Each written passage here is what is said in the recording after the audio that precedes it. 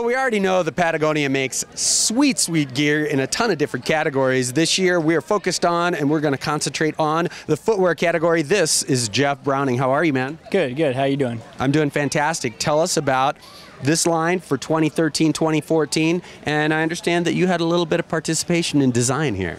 Yeah, I did. The new shoe we're featuring this year is called the Everlong. It's one of the things we kind of came across. What I kept coming across in ultra running, at least. I'm on their ultra running team and a trail running ambassador. A lot of people were running in road shoes. Even on really technical trail races, they're still running in road shoes. And one of the reasons before they were making footwear, I was running in a bunch of different brands.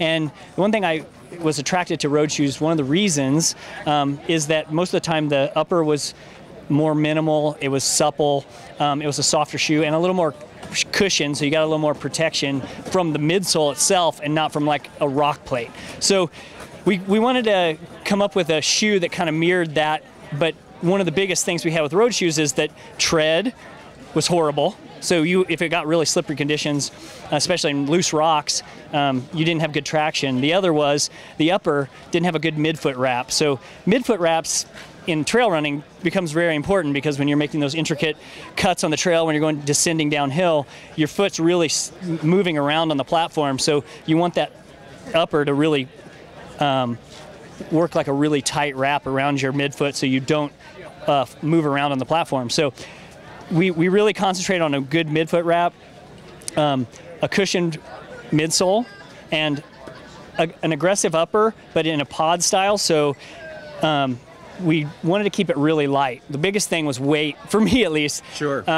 I can be a weight weenie, so I weigh my shoes, cut things off my shoes. So in the testing, I was cutting tread as we were going through prototypes and coming back to the designer.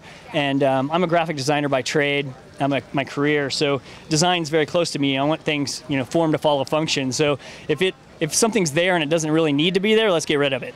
So that's where the shoe came from. Also soft heel counter with pods to really lock it down when you're going steep uphill.